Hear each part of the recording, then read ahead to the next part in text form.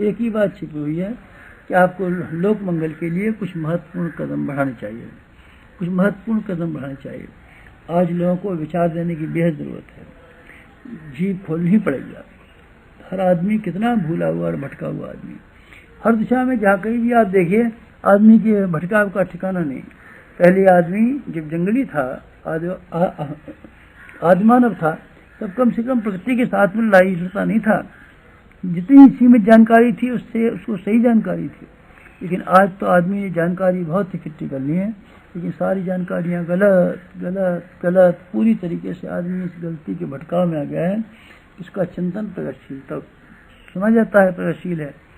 पढ़े लिखे भी लोग बहुत हैं, ग्रेजुएट भी कहलाते हैं, लेकिन जहाँ तक जीवन की समस्याओं का संबंध है उसके बारे में वो जानकार नहीं है। जनता को भी यही करना पड़ेगा, सोए हुए को तो जगाना ही चाहिए। आप सोए को जगाएंगे नहीं तो ये मरे के मर्दों की तरीके से बैठे रहेंगे। जन जागरण इसी का नाम है। लोकमानस का पुरस्कार आदमी का चिंतन उल्टा हो गया और उल्टे चिंतन को उलट देने की वजह से उसने सारी समस्याओं को गड़बड़ा दिया है। स्वास्थ्य को गड़बड़ा दिया, मानसिक संतुलन को गड़बड़ा दिया, अर्थव्यवस्था को गड़बड़ा दिया, अपने कुटुंब और परिवार को गड़बड़ा दिया, सामाजिक संबंधों को गड़बड़ा दिया, अपनी लोक और परलोक और भविष्य को गड़बड़ा दिया। ये कैसे गड़बड़ हुई? ये केवल एक ही कारण है कि आदमी को सही चिंतन न मिल सका। सही चिंतन के अभाव में सारे जीवन की ये मोटर गड़बड़ा गई। सही ड्राइवर के न मिलने की वजह से, सही मार्गदर्शन न होने की वजह से अच्छी खासी मोटर एक्सीडेंट में चली जाती है और बस यहाँ की तहाँ पड़ी रहती है। हमारा जीवन एक मोटर की तरीके से है। इसको संचालन करने के लिए अच्छा ड्राइविंग चाहिए, न केवल आपके लिए बल्कि सारे समाज के लिए भी। आज सबसे महत्वपूर्ण आवश्यकता इसी ज्ञान यज्ञ की है, इसी विचार क्रांति अभियान की है, इसी प्रज्ञा अभियान की है, इसी जन जागरण की है। आपको इस संबंध के काम करने के लिए यहाँ शिक्षण चलाया जा रहा है। आपको ईसाई चर्चों की वो शैली सिखाई जा रही है कि जिसमें आप लोगों की सेवा करें, सेवा करने के बाद में सहानुभूति इकट्ठी करें, सहानुभूति के बाद में सहयोग प्राप्त करें और जनता के सहयोग से बड़े काम करने में सफल और समर्थ हो सकें। ये ईसाइयों का, ईसाई चर्चों की नीति ये है। प्राचीन काल के ऋषियों की भी नीति ये थी। जनता की वो सेवा भी करते थे, केवल उपदेश ही थोड़े देते थे। जहाँ जाइए उपदेश, जहाँ जाइए उपदेश, जहाँ जाइए उपदेश। अरे तो उपदेश को खाया, सिर पर बिछाया, क्या करें? अब सहानुभूति तो लीजिए पहले। सहानुभूति इकट्ठी करने के पीछे ये संभव है कि आपकी बात कोई सुने और अपने विचारों को बदलने के लिए कोई तैयारी करे। आपके कहने से क्यों विचार बदलेगा और क्यों अपनी कोई बेइज्जती कराएगा, क्यों तौहीन कराएगा अपनी आप? क्या आपके उसके विचार गलत थे, सो विचार ने आपकी नसीहत सुनते ही बदल दिए, बेइज्जती हुई, कोई नहीं सुनेगा। आप सहानुभूति इकट्ठी कीजिए पहले।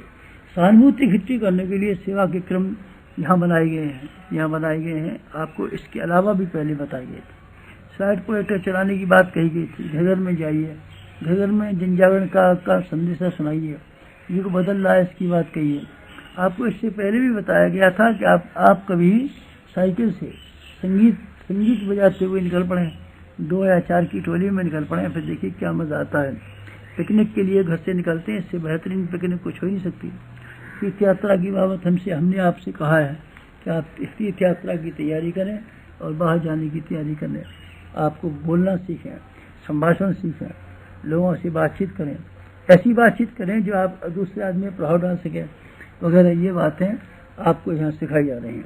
केवल एक ही बात सिखाई जा रही है। इस संक्षेप में आप सुनना चाहें तो ये नया युग आ रहा है, इस नए युग की तैयारी की पहली वाली भूमिका निभाने की बात आपको सिखाई जा रही है। जड़ी बूटियों के द्वारा, इलाज के द्वारा, आसन के द्वारा, प्राणायाम के द्वारा आप लोगों की खोई हुई सेहत को किसी तरीके से पाने में मददगार बने। अगर आप किसी की मदद करेंगे तो कोई एहसान मानेगा। जो एहसान मानता है वो कहना भी मानता है, एहसान मानता है वो कहना भी मानता है। आपका लोग एहसान माने, इसके लिए आप ईसाई चर्चों की तरीके से चिकित्सा को अपना व्यवसाय बना लें। जब व्यवसाय नहीं, सेवा का माध्यम बना लें।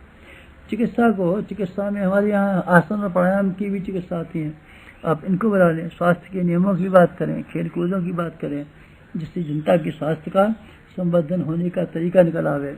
आजकल हमारे स्वास्थ्य के आज के अपने कल्प साधना सत्रों के जो भी व्यक्ति आए हुए हैं, हम इनको ये शिक्षण देते हैं कि आप जनता की सेवा, स्वास्थ्य संवर्धन के लिए बहुत सी सेवा है, पर लेकिन ये सेवा सरल है, ये कठिन नहीं है, इसका हाथों हाथ लाभ होता है।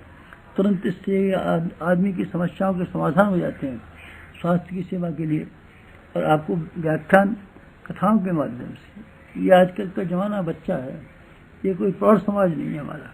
इस प्रौढ़ समाज को तो तर्क, तथ्य और दूसरी चीज़ें भी काम दी जाती हैं, लेकिन अपने 70% हिंदुस्तान को, जिसमें बिना पढ़े लोग रहते हैं, पिछड़े हुए लोग रहते हैं, इनको आप किसी और तरीके से बता नहीं सकेंगे। धर्म मंच से जाइए, आप कथानक कहिए, कहानियाँ कहिए। कहानियाँ तो बच्चों को भी प्यारी लगती हैं। सिनेमा तो कहानियाँ ही तैयार करते हैं, कहानियाँ ही बेचते रहते हैं, सीम में मालदार हो जाते हैं। कहानियाँ अपने आप में एक सामर्थ्य का स्रोत है जो किसी ने कहा नहीं। पुराने लोग तो समझ जाते थे। भागवत की कथा, रामायण की कथा, वाल्मीकि रामायण की कथा, अमुक की कथा, ये सब व्याख्यान और सत्संग इसी बात के थे कि जनमानस को परिष्कृत बनाने के लिए कोई रास्ता निकाल दें और लोगों को समझाएं। ये बोलने की कला, भाषण की कला आपको यहाँ सिखाते हैं। संगीत उससे भी ज़्यादा महत्वपूर्ण है।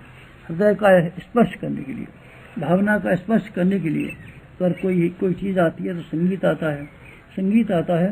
इसलिए संगीत की शक्ति अपने आप में है। खासतौर से अशिक्षित लोगों में जो कि देहात में पड़े हुए हैं, उनको व्याख्यान की बात समझ में नहीं आती। उससे संगीत में भाव रहते हैं। इससे अगर उनकी भाषा से, स्थानीय भाषा से थोड़ी भिन्नता हो तो भी काम चला लेते हैं। आज का व्यक्ति हर दृष्टि से गिरावट के रास्ते पर चल रहा है। ये गिरावट स्वाभाविक नहीं है, ये अस्वाभाविक गिरावट। भगवान की दुनिया में कोई चीज़ ऐसी नहीं है जो आदमी को गिरा पाती हो। आदमी अपनी खुराफातों से और अपनी गलतियों से गिरने के लिए कोशिश करता है। आज यही हुआ है। पहले भी जब कभी भी ऐसी मुसीबतें आई थी, यही हुआ था। लोगों ने अपनी गलतियां की, अपना रास्ता भुला दिया, अपने कर्तव्य और फर्जों की ओर से मुंह मोड़ लिया। उसका परिणाम क्या हुआ? इसके परिणाम ये हुआ कि एक के बाद एक मुसीबतें आई और लोग तबाह होते चले गए, बर्बाद होते चले गए। आज आप नज़र तो उठा के देखिए, सारे संसार के ऊपर नज़र उठा के देखिए, सारे संसार के न सही अपने ऊपर नज़र उठा के देखिए और अपने घर वालों के ऊपर नज़र उठा के देखिए ये कैसे हो रहा है। इनका स्वास्थ्य सबका गिर रहा है, स्वास्थ्य बराबर गिरता चला जाता है। औसत आदमी का स्वास्थ्य दिन दिन नीचे की तरफ चल रहा है, इसके अंक ऊपर को नहीं बढ़ रहे हैं। क्या कारण क्या हुआ? पहले की अपेक्षा खाने की वस्तुएं भी ज़्यादा है, सामान भी ज़्यादा है। फिर इस तरह की मुसीबत क्यों आती है? आदमी भटक गया है। जीवन यापन करने की चर्चा के संबंध, खान पान सब अस्त व्यस्त, जिसको हम खारी नमक कहते हैं, ये सोडियम क्लोराइड है। सोडियम क्लोराइड एक तरह का जहर है। मनुष्य के लिए ज़रूरी है नमक, बिल्कुल ज़रूरी। सोडियम क्लोराइड है। ऐसे हम रोज नशे पीते हैं, क्या करते हैं क्या नहीं करते। इसका परिणाम है कि स्वास्थ्य की तबाही हमने अपने आप की है, अपने किसी ने नेचर ने नहीं किया। पैसे की तंगी हमने स्वयं की है और अपनी घर की समस्या को उलट पुलट करके हमने ही रखा है। और पैसे की तंगी का जहाँ तक सवाल है, फिजूल खर्ची की वजह से एक, अथवा योग्यता न बढ़ा करके कम योग्यता की स्थिति में बने रहना और थोड़ी योग्यता के बदले में कम पैसे प्राप्त करना। कम पैसे प्राप्त करेंगे तो आपका गुजारा कैसे हो सकता है? कठिनाई से, सीधी सादी सी बात। खर्चा फिजूल खर्ची से करेंगे तो आप मुसीबत में